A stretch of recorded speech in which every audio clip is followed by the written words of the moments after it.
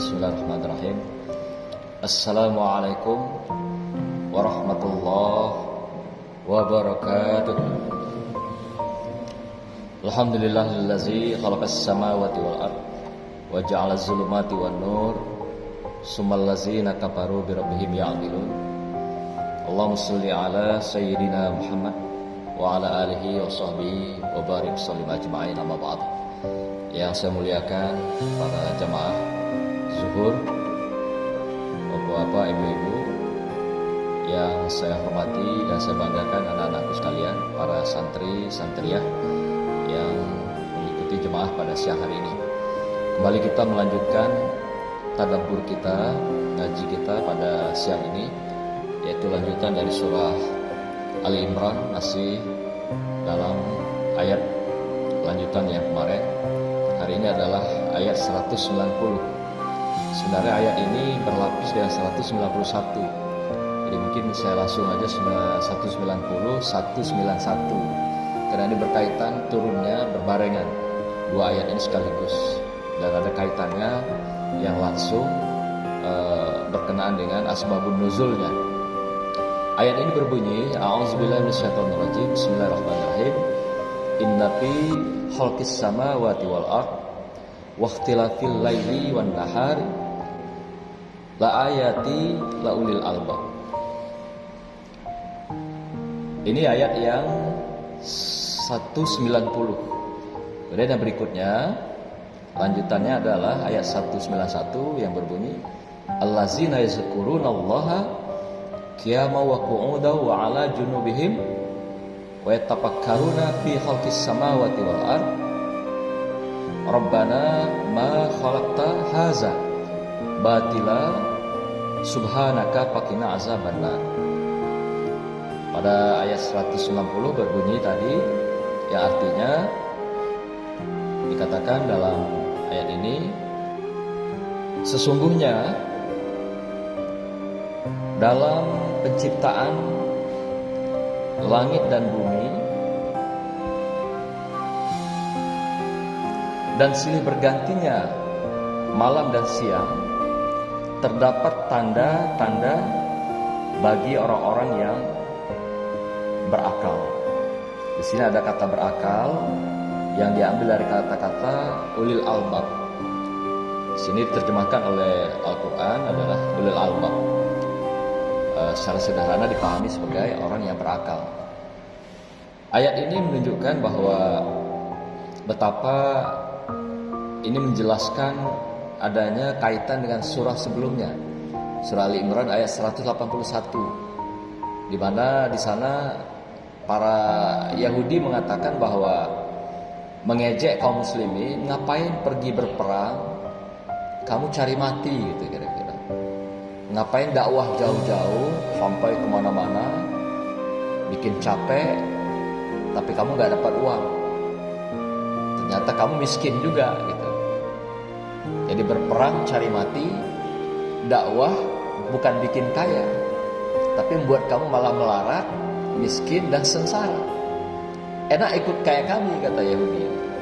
Kami tetap di kota ini, kami berdagang, bisnis, kami banyak duit, kami kaya, kami punya harta. Kira-kira begitulah pernyataan Yahudi kepada kaum muslimin yang melakukan dakwah-dakwah dan melakukan peperangan menghadapi para kafir Quraisy dan para laknatullah ini, kafirun. Maka itu dalam ayat ini berbunyi dalam surah Ali Imran ayat 181 ini, yaitu innallaha fakirun wa nahnu aghnia. Allah atau Tuhan kamu itu fakir, sedangkan kami nahnu aghnia, kami kaya, katanya, kami kaya. Nah, kalau memang Tuhan kamu itu kaya, buktikan deh, tunjukkan kamu supaya bisa jadi kaya kayak kami gitu, seperti itu kata Yahudi.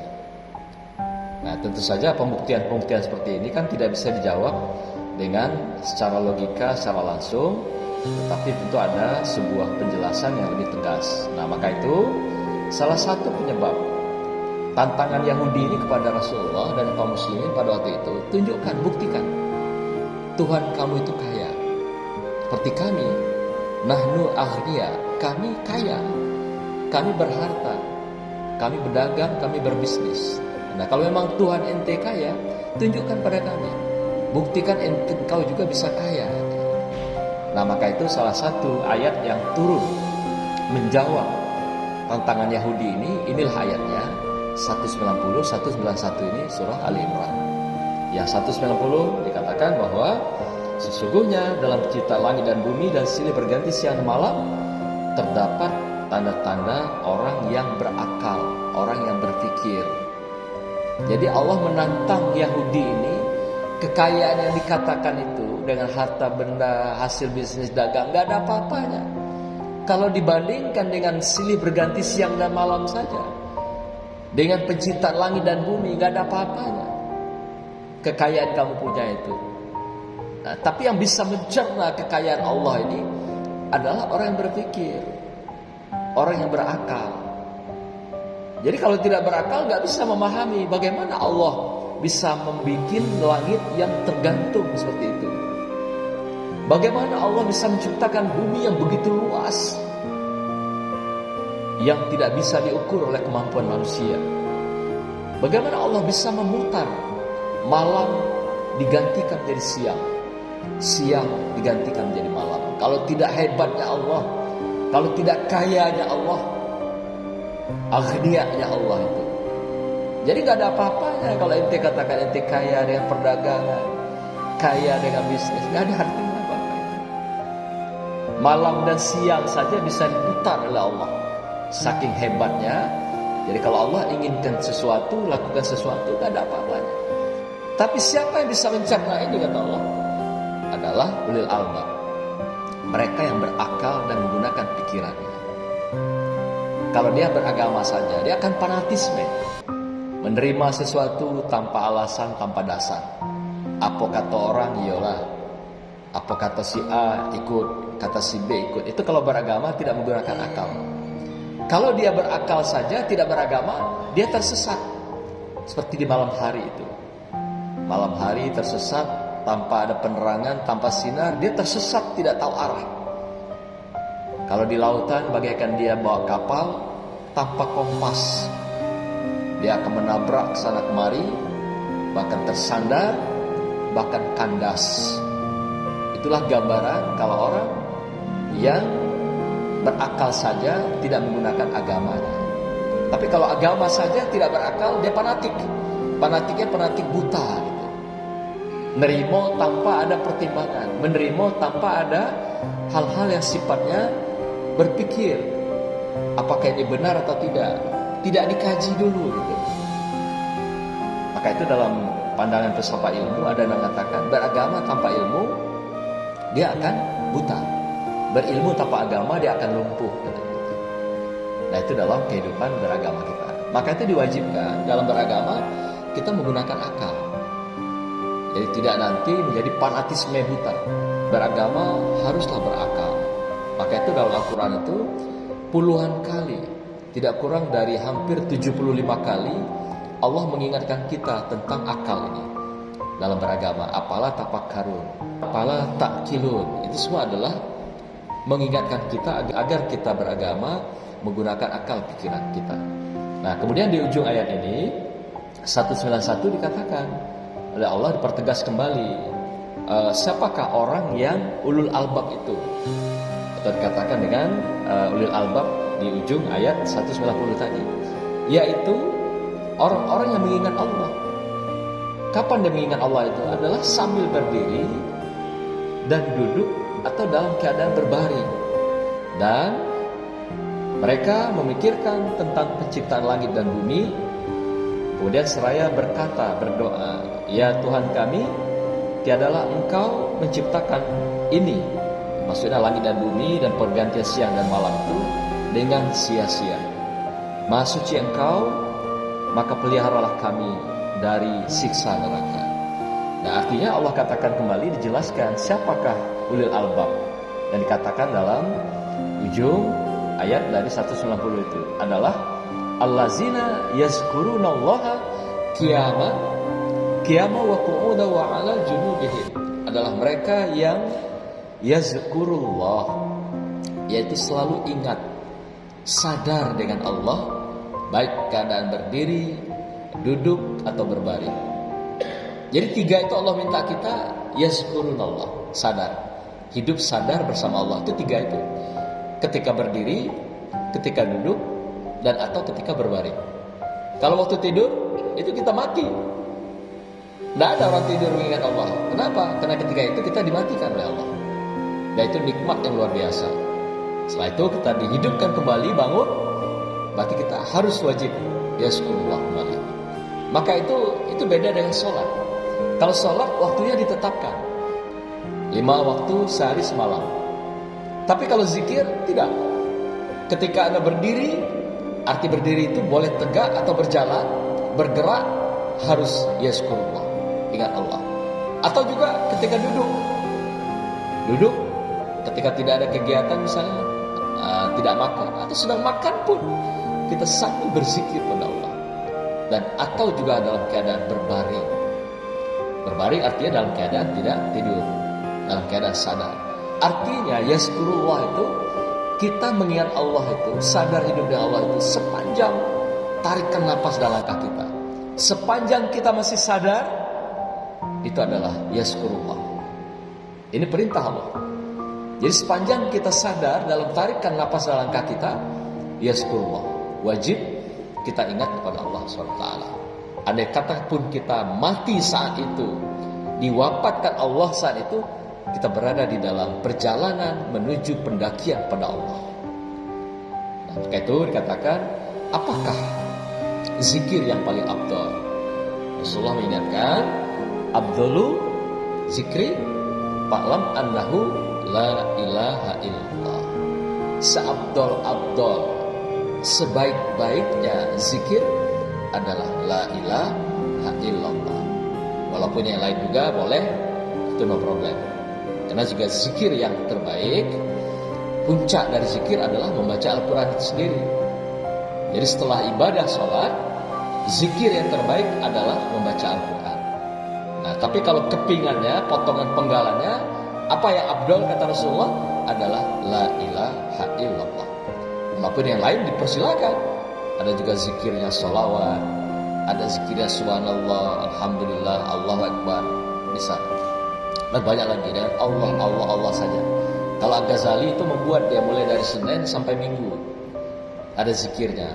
Mulai Senin misalnya la haula wala quwata illa billahil aliyil azim 1000 kali. Selasa selawat, Allahumma shalli ala sayyidina Muhammad wa ala ali sayyidina Muhammad. Hari Rabu ya subhanallah walhamdulillah wala ilaha illallah wallahu akbar wala haula wala quwata illa billahil aliyil azim 1000 kali.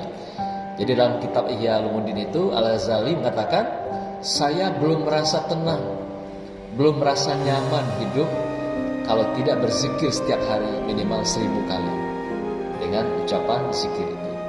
Mulai dari la ilaha illallah sampailah pada hari Minggu itu selalu dia berzikir 1000 kali. Nah, tapi dibinta oleh Allah di sini bagaimana? Sepanjang waktu kita, sepanjang dalam tarikan napas dan langkah kita wajib yazkurullah. Artinya dimanapun kita berada, kapanpun kita keluarkan zikir kita, apakah dengan sir atau dengan zihar. Sir di hati kita dan zihar dengan pengucapan di lisan kita. Nah, lebih elok di hati mengucapkan juga dengan niat kita, dan di lisan kita mengucapkan zihar kita. La ilaha illallah. Walaupun hanya terdengar oleh telinga kita sendiri. Tak perlu pula orang lain. Di mana-mana kita zikir, mengucapkan kalimah la ilaha illallah. Nanti di kafe juga pakai la ilaha illallah, di rumah makan la ilaha illallah juga orang kaget loh kan gitu. Nah, cukup dengan kita sir, tapi kita sendiri yang tahu melepaskan kalimat zikir itu. Nah, hadirin yang berbahagia, inilah Allah sampaikan pada kita bagaimana ayat ini turun. Satu sisi menjawab tantangan Yahudi dan Nasrani bahwa mengatakan bahwa kamu Muslim itu miskin. Padahal Allah tantang di sini nggak ada apa-apanya ente dengan harta, jabatan segala macam itu. Tapi kamu bisa mencerna kekayaan Allah, kekuasaan Allah hanya dengan pikiran kamu, dengan akal kamu, yaitu dengan cara ulil albab, yaitu memikirkan segala ciptaannya, itulah kekayaan. Memikirkan segala apa yang diwujudkan oleh Allah SWT, diberikan sebagai anugerah dan nikmat pada manusia, itulah cara-cara yang bisa menjawab betapa kayanya Allah dan gak ada apa-apanya makhluk di hadapan Allah Subhanahu wa ta'ala. Dengan hadirnya ayat ini, turunnya ayat ini sangat luar biasa. Ayat ini turunnya hampir waktu subuh, ketika Rasulullah akan sholat. Ketika itu juga terlambat datang ke masjid di Madinah Nabawi. Lalu Bilal datang ke rumah Rasulullah, melihat Rasulullah sedang menangis terseduh-seduh. Kalau menurut Ummi Aisyah, air mata Rasulullah sampai tempat duduknya, sampai di sajadah dia duduk. Begitu air matanya keluar dengan turunnya ayat ini. Betapa dahsyatnya kekuasaan Allah, kekayaan Allah. Memberikan penjelasan, gak ada apa-apanya kamu makhluk itu. Inilah aku, kata Allah. Ya, aku lahirkan, aku ciptakan, aku wujudkan bumi dan langit dan isinya. Gak ada apa-apanya kekayaan manusia di muka bumi ini. Maka itu menangis Rasulullah luar biasa. Sampai ketika dia mengimami di masjid pun di Madinah Nabawi, dia masih menangis. Sampai basah tempat duduk, tempat dia memimpin sholat atau sebagai imam. Begitulah dasar ayat ini turun. Tidak ada ayat yang lain turun sedasar ayat ini. Sampai Rasulullah menangis terseduh-seduh, dan air matanya mulai dari rumah sampai ke masjid mengalir bagaikan air deras. Saking dahsyatnya Allah menunjukkan kekuasaannya, kekayaannya, dan kemahakuasaannya di hadapan manusia dan makhluk lainnya. Semoga Allah mengingatkan kita selalu dan selalu berkahnya pada kita semua dan merahmati kita di sepanjang hayat dan hidup kita. Dan semoga kita diakhiri dengan kehidupan husnul khatimah, insyaallah. Demikian, subhanallahumma bihamdihi, astaghfiruka wa atubu ilaik. Walhamdulillahirabbil alamin. Wassalamualaikum warahmatullahi wabarakatuh.